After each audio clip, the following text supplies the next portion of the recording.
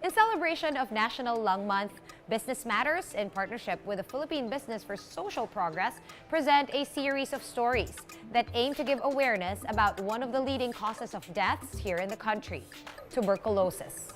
In tonight's episode, we discuss MDR-TB, or multi-drug-resistant tuberculosis, and how businesses, NGOs, and the government collaborate to be able to give patients a chance to have proper health services and medication.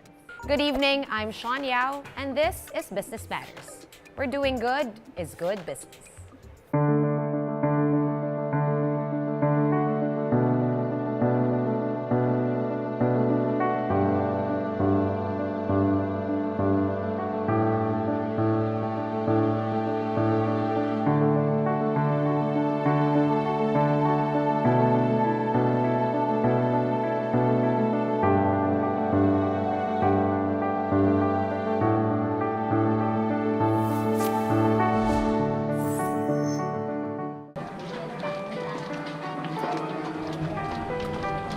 A life of difficulty would be an understatement for 23-year-old Jimbo Balingkit. Being impoverished since birth, Jimbo's well-being had always been at risk. Nung nag-aaral po ako nung third year, high school, mahina po yung resistensya ko. Puyat pa kasi kailangan mo makapasa sa pag-aaral. Then, sa pagkain, mababa po yung sustansya na nakuha namin.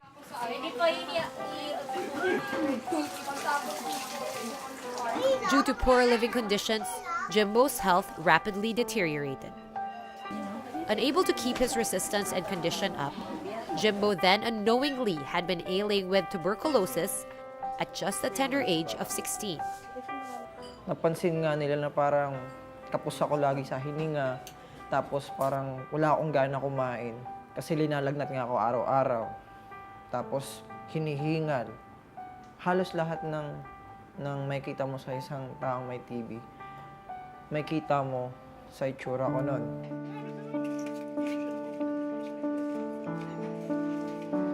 TB ay cause ng Mycobacterium tuberculosis. So it is a chronic disease and ang kanyang mga signs and symptoms usually ay cough of more than 2 weeks, back pains, meron kang loss of weight, fever, yung iyong dura ay merong bahid ng dugo. Ang mode of transmission ay malalanghap mo yung bacteria. Once na bumaba yung immune system mo, mag-activate yung TB bacilli. With no access to proper health facilities at that time, Jimbo's misdiagnosis certainly did not help as this worsened his condition further. Nag-massive bleeding na ako. Sobrang dami ng dugo. Hanggang sa natakot na po ako nun. Kasi yung finding sa akin ng doktor sa probinsya, acute gastritis. Yung sakit ng manginginom, hindi naman po ako umiinom ng alak.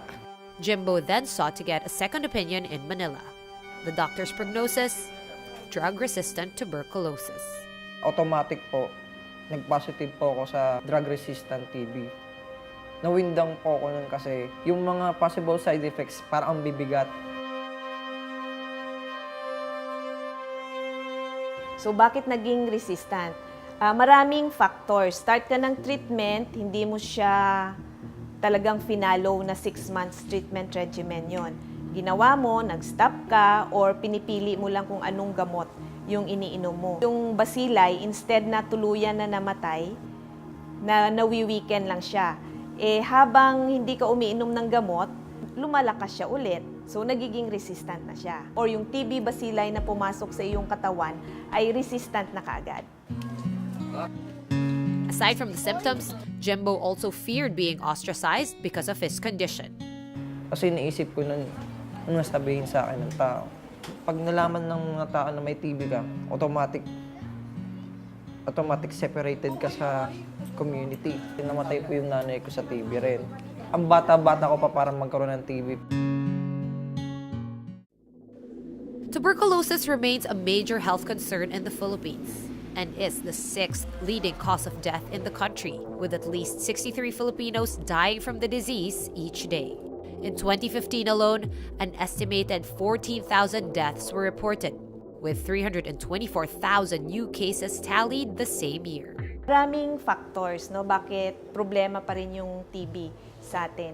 So, meron tayong tinatawag na social determinants. Kung poor ka, 'di ba? Meron kang poor access sa mga services and baka hindi ka rin eligible, so yung chance mo to seek ng consultation ay less. Kasi hindi mo alam na yung kapag inuubo ka pala ng more than 2 weeks, ay baka TB na to. Isa pa, malnourished ka, nabigyan ka na nga ng gamot, pero yung nutrition mo ay hindi maganda. Treatment and medication were burdens for Jimbo, and dealing with the adverse side effects made things even worse. Nung unang buwan, nung nakita ko yung dosage ng gamot, napakadami. Ang hirap siya i-take. Kasi lalo na yung psychosis. Imbis na isa lang yung iniisip mo, ang dami. Yung sa injection naman. Nung narinig ko yung unang-unang ugong sa tenga ko, nawindang po ako kasi para akong yung sumisid sa dagat, sa injection. Sobrang hirap. But no matter how difficult the ordeal, Jimbo chose to soldier on and continue with his medication. Keeping the welfare of his family in mind and using it as his source of strength and inspiration to fight through his condition. Iniisip ko po kasi, yung pamilya ko. Panganay po ako eh. Yung tatay ko po nakulong. Yung nanay ko namatay po sa sakit na to. Tapos, ako na lang po yung natatanging sandalan ng mga kapatid ko. Kung mawawala pa po ako, paano po yung tatlo kong kapatid?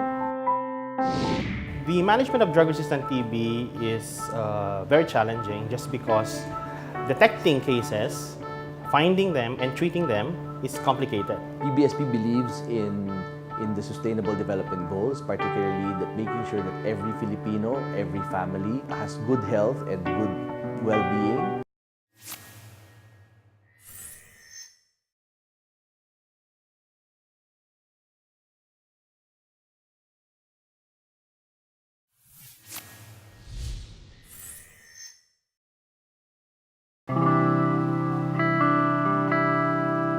To address the continuing concern of tuberculosis in the country, the Department of Health aims to reduce the prevalence, incidence, and mortality of TB through their National Tuberculosis Control Program. This specific project aims to eventually eliminate the disease in the country by 2035. But aside from TB, there is still a magnitude of health cases that need to be addressed in the country. And given the disparity and gap within the local healthcare system, the road to a TB-free Philippines still has a lot of speed bumps to go over. To help turn this goal into reality, a partnership between the Department of Health, the PBSP or Philippine Business for Social Progress, Global Fund, and the private sector was formed with a focus on improving the lives of TB patients. PBSP helps in increasing the access to affordable health care. PBSP believes in the Sustainable Development Goals, particularly that making sure that every Filipino, every family has good health and good well-being. We want to be able to improve everyone's access to health services, and we want to be able to improve the quality of health service delivery. To further improve the treatment of TB cases in the country, the partnership deemed it critical that TB patients must have access to well-equipped facilities, particularly to medical equipment that can give early and accurate detection of the disease, particularly the drug-resistant cases. The management of drug-resistant TB is very challenging just because detecting cases, finding them, and treating them is complicated. The strategy is to ensure that all healthcare providers from both public and private sector be capacitated to learn how to detect and manage patients suffering from drug resistance. Detection of drug-resistant TB cases can take from 6 to 8 weeks, a time frame that is both mentally exhausting and physically taxing to a patient. So to help solve this problem, the PBSP partnered with a medical diagnostic products distributor to provide quick and accurate diagnosis of TB. Macare is a member company of PBSP. They are the sole provider of a molecular diagnostic tool from Cepheid, which is called the Gene Expert. They are actually the ones who supplying us with the machines, which enables us to detect faster, more specifically, tuberculosis. Through the use of GeneXpert, partner medical facilities can now diagnose a patient with a drug-resistant case in just a matter of 2 hours. We believe that this is really a very innovative product. If you are able to do it rapidly, then you are able to help the doctors to do the correct treatment without worrying that the patient may even spend so much money. As of 2016, there are 190 GeneXpert sites in the country, with more than 5,000 cases of drug-resistant TB detected, diagnosed, and notified. More than 65,000 cases of presumptive drug-resistant TB cases were also screened. I joined PBSP primarily because there is integrity in the way they do it. We want to be country's premier medical devices supplier for preventing or stopping unnecessary death because of diseases by providing innovative products. Multiple drug-resistant TB remains a continuing concern in the health sector's fight against the illness. Aside from private companies, private hospitals, like the one here in Bacolod City, Negros Occidental, partnered with the PBSP to address the specific challenge of decreasing the number of MDR-TB patients through the implementation of programmatic management of drug-resistant TB. When we started PMDT in 2011, that was really the question of the board. What are we gaining from this? Everything was provided by PBSP. However, the prime space was the counterpart of the hospital. Letting go of a prime space is a big loss to the corporation. Negros Occidental has a very high burden of the disease, and we considered the TB program as the corporate social responsibility of the hospital. When they saw the numbers of how much we've been treating patients and declaring somebody cured or completed their treatment is something that for them is a return of investment already. Consultations and medicine are free of charge, just like in public hospitals, and a full-service experience from a private hospital. This can ease the burden of MDR-TB patients' treatment. Focus ng Global Fund is multiple drug-resistant TB, looking for missing cases, yung andun sa mga geographically isolated and disadvantaged age group. The Global Fund is also helping us bring in new technologies to help us improve detecting cases. But aside from helping patients, the private company and DOH also benefit from this inclusive and sustainable business partnership approach of the PBSP. What the PBSP is getting, or the Department of Health, is the compassionate pricing. To give you an example, the machine for commercial will cost you no less than 4 million pesos, but PBSP is getting it for $17,000 US. You convert it to peso, that's just 25% of the commercial price. It's important. Sila yung nagpo-provide ng guidance sa amin na how do we sustain, how do we ensure na talagang nandyan pa rin yung ating partners to help control or for us to eliminate tuberculosis. It's very difficult to implement government programs in the private level. The culture is very much different. How we implement things are quite different. Looking at the results afterward, that's a good return of investment for private hospitals. In a sense na you don't earn money, it's also a profile-raising initiative. At the same time, a very strong corporate social responsibility for your corporation. Now a former drug-resistant TB patient, Jimbo could not help but agree about the role of technology and its importance in addressing TB cases, as it was through the use of GeneXpert that he was finally given the correct diagnosis, giving him a chance to take the right course of medication and treatment for his former condition. Tulong po yung GeneX sa amin ng mga pasyente kasi ma-action na agad-agad yung problema. With his victory over TB, Jimbo now devotes his time as a volunteer, helping ease other TB patients' ordeal by sharing and imparting to them positivity that they too can get through and win over their condition. Lang, porket tapos ka na sa gamutan, doon natitigil yung direksyon ng buhay mo. Hindi, marami ka pang magagawa. Kasi kami lang rin magdadamayan eh.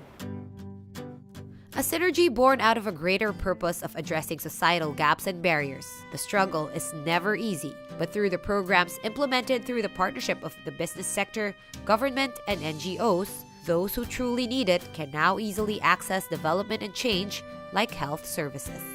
The role of PBSP is really to bridge the world between business and development, because we look at how business can contribute to development and how development can contribute to the overall business climate. We have assisted more than 17,000 patients and enrolled them into the program.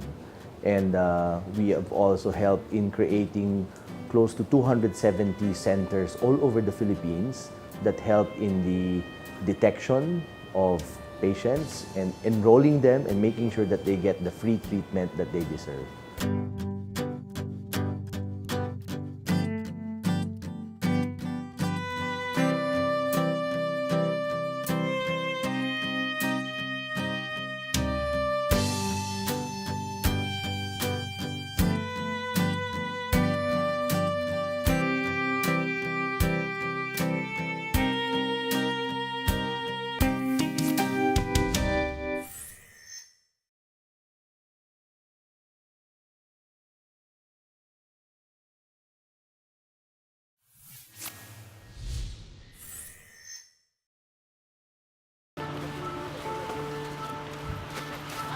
The Philippines is the world's third worst contributor of plastics in the ocean. Yearly, over 521,000 tons of plastic in our country ends up in the waters.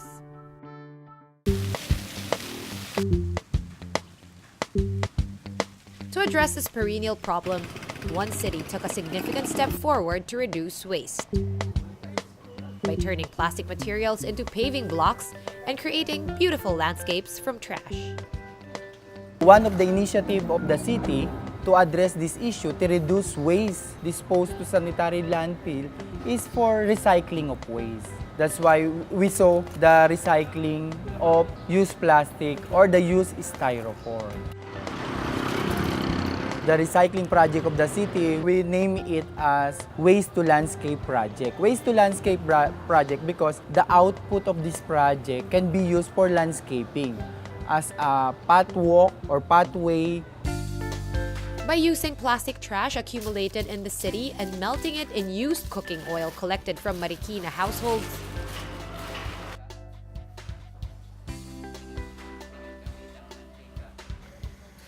the project molds durable paving blocks used in landscaping, government, and school facilities.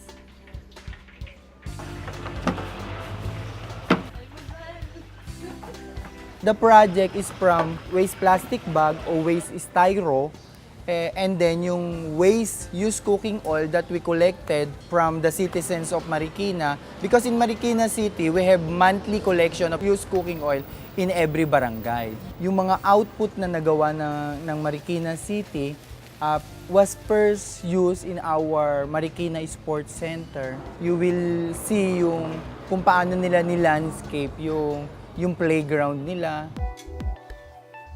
Launched in 2012, Waste to Landscape Project is spearheaded by the City Environmental Management Office or CEMO of Marikina City. Through the project, CEMO aims to raise awareness and discipline amongst its citizens about the importance of proper disposal and segregation of waste.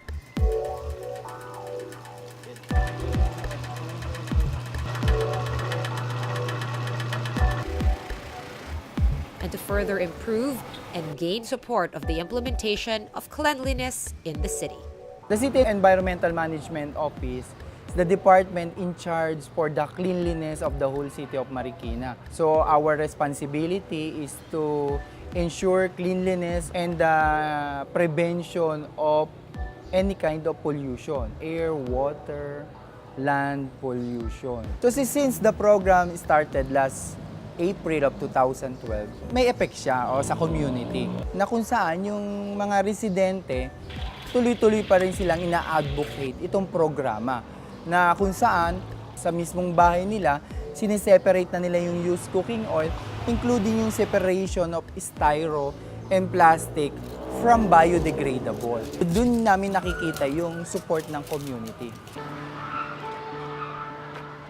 Beck Magsibang is a Marikina resident who, in her own little way, helps to support this recycling project by keeping her used cooking oil until it is collected by the LGU.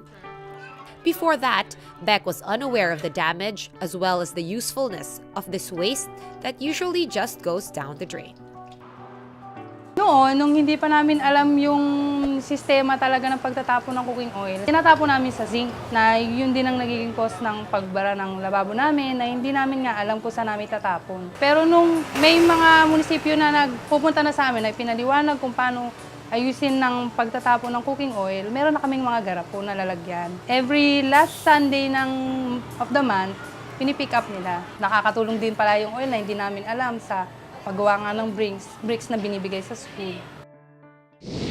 Garden kasi ito, reading garden. Pinagawa na namin ito, inayos na, tapos bumili kami mga halaman. Kaya lang parang nakulangan kami. Dapat we are supposed to buy yung mga bricks. Pero sabi nga nila, ay meron tong ginagawa sa SEMO. You just request.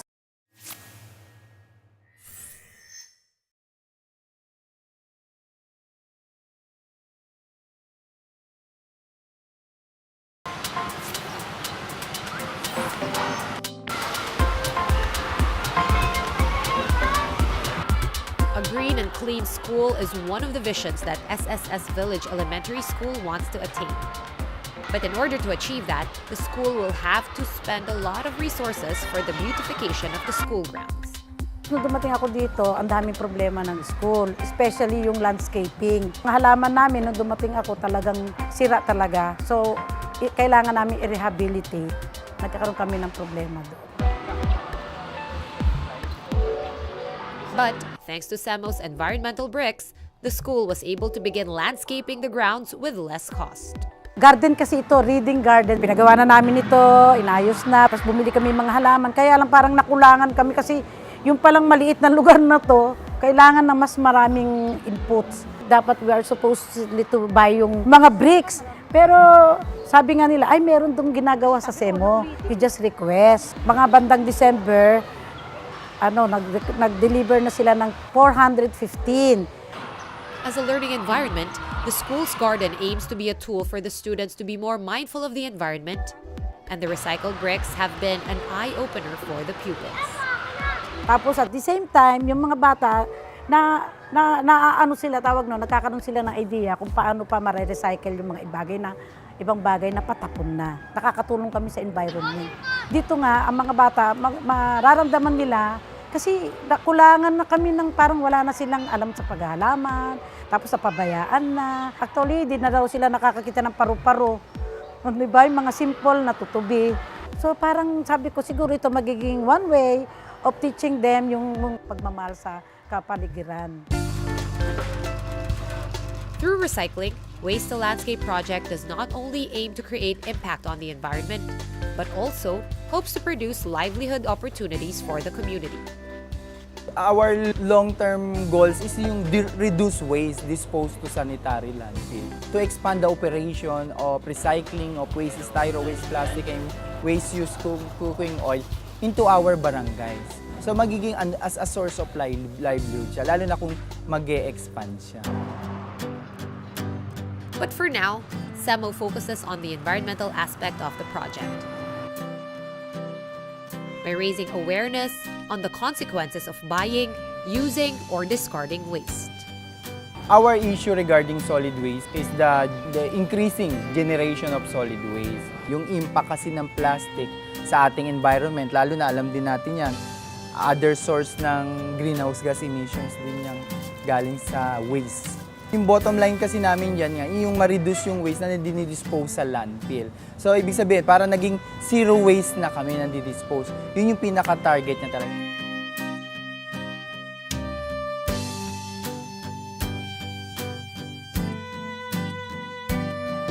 Better health services and solutions through intensified implementation of projects and programs. Thanks to the efforts of the partnership between the PBSP, the national government, and multiple stakeholders, TB patients now have a renewed sense of hope and through the difficult treatment. For updates, comments, or suggestions, follow us on Facebook at Business Matters PH and our website, businessmatters.com.ph. Again, I'm Sean Yao, and this is Business Matters. We're doing good is good business.